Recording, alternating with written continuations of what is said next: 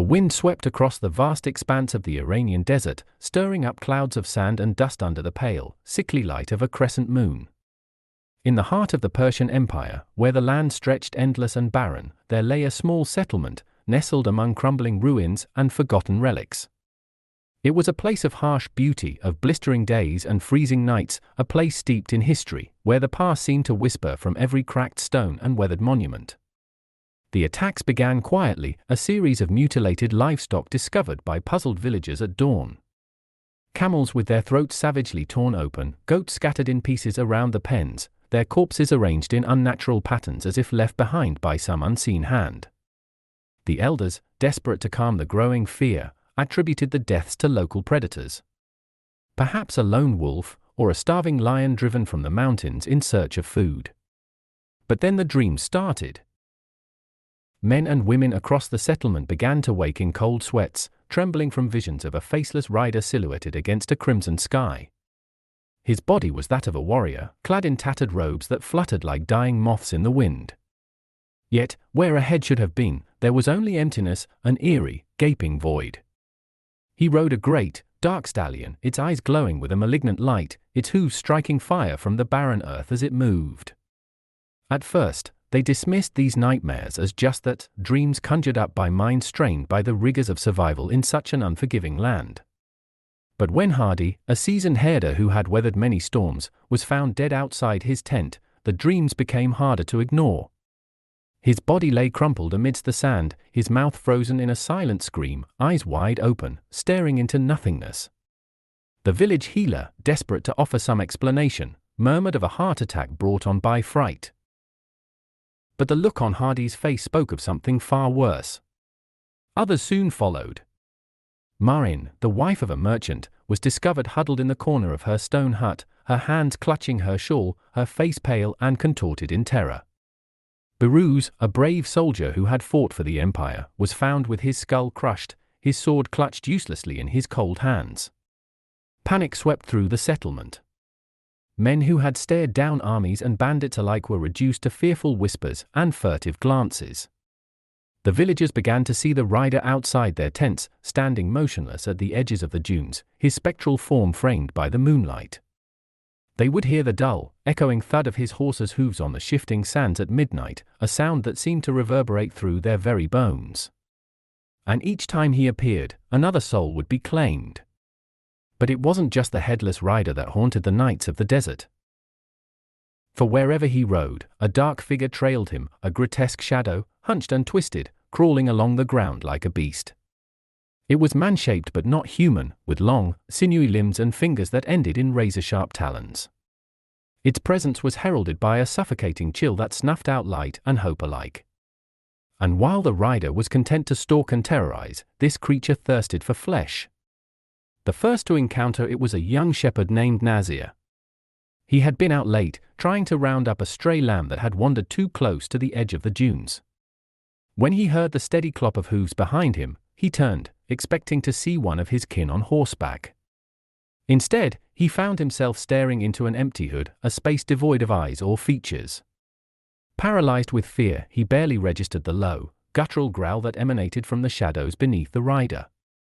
Nazir turned to flee, but it was too late. The creature launched itself from the ground, its clawed hand sinking into his back. He screamed as he felt his skin tear and his flesh rip, his blood spraying onto the sand in thick, crimson arcs. The rider watched, motionless, as the beast fed, its jaws cracking and grinding as it tore through sinew and bone. When it finally retreated, leaving Nazir's mangled corpse to bleed out beneath the cold light of the moon, the rider turned and vanished into the dunes, his dark companion slinking behind him. From then on, no one dared to venture out after dark.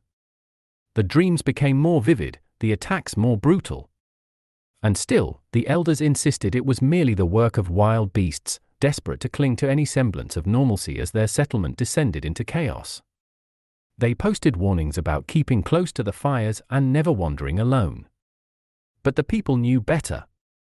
This was no beast of flesh and bone, but something far older and far more terrifying.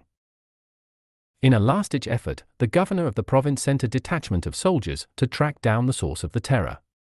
Armed with swords and shields, they ventured deep into the dunes, following the trail of blood and fear that stretched across the desert.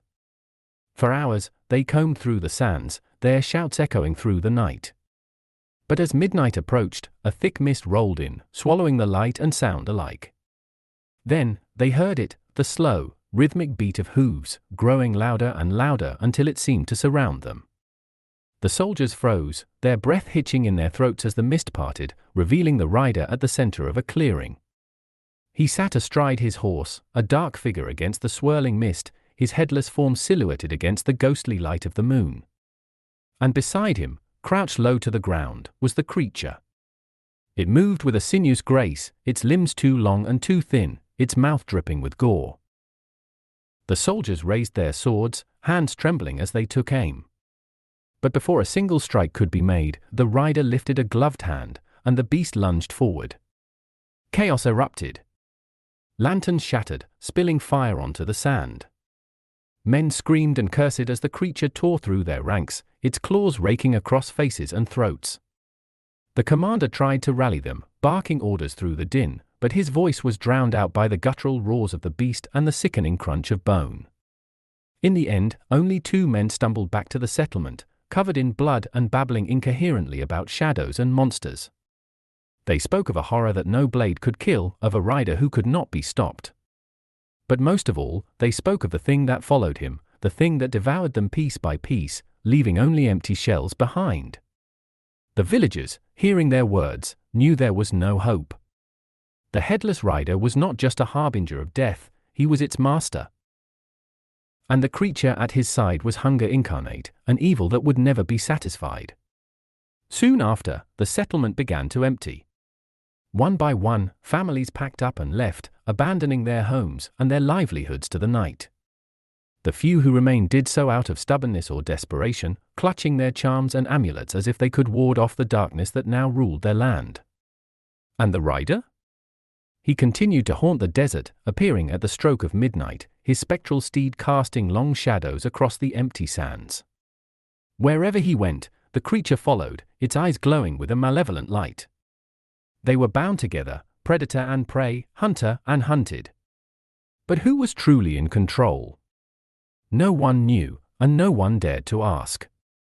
Years later, when the mist had lifted and the desert was little more than a memory of those who had fled, an old man stood at the edge of the dunes, staring into the shadows. He had survived the terror, though he bore the scars on his body and soul. As he gazed into the dark, he swore he saw them again, the rider and his beast, moving silently through the sands, always searching, always hunting. For in the end, the rider was not a man, and the beast was not a creature. They were fear made flesh, a nightmare that could not be outrun, a terror that could not be killed. And though the people of that lost settlement had fled, the rider would find new prey. He always did. And the beast, it would feed again.